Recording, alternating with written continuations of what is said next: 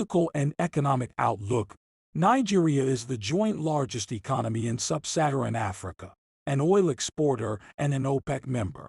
Hydrocarbons generate about 50% of government revenue and more than 80% of export receipts.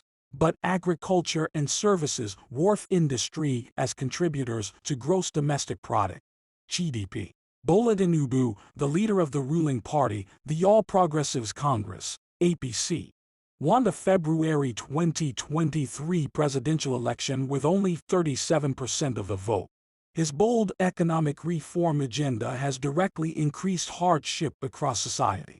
Insecurity is chronic in many areas, with the security forces too overstretched to counter multiple crises effectively. High inflation, low economic growth, and unpopular market reforms present substantial political stability risks. Labor unions are likely to be active, with a high risk of industrial action that affects the economy. Economic growth will slow in 2024 as a new bout of inflationary pressure. A large currency devaluation and monetary tightening lead to a contraction in domestic demand. Growth will be higher in 2025 to 28 as monetary conditions ease and will be boosted by investment in the recently deregulated power sector. A large devaluation of the Naira in early February is likely to herald further depreciation, as inflation remains high and real short-term interest rates remain negative. A shortage of hard currency liquidity may eventually be addressed by a currency flow. Foreign reserves will rise slowly in 2024 to 28. Although production is well below the boom years of the early 2010s, Nigeria's oil and gas sector will remain crucial to the prospects of the wider economy, dominating the export profile and generating about half of government revenue. Nigeria is a signatory to the African Continental Free Trade Area Agreement.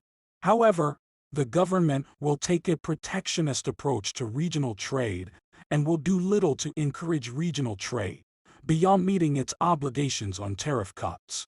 Dissatisfaction with economic policy is being compounded by widespread, entrenched poverty and ethno-religious divides, stemming from largely insolvable issues such as high population growth and natural resource depletion, put Nigeria's federal structure at risk. Boko Haram and Islamic State West Africa Province, two Islamist terrorist groups, will continue to present a threat in northeastern and in parts of central Nigeria, and tension between farmers and herdsmen in the Middle Belt agricultural heartland is another source of violent conflict. With the security forces overstretched, emergencies will be triaged. In recent years, banditry and kidnapping in the northeast have become a destabilizing national crisis. The perpetrators are well-funded and have been developing links with terrorist groups and expanding the reach of their operations. In the oil-producing Niger Delta, mistrust of the government runs deep, and communities feel that they do not get their fair share of Nigeria's oil wealth. Criminal activity linked to militant inflation.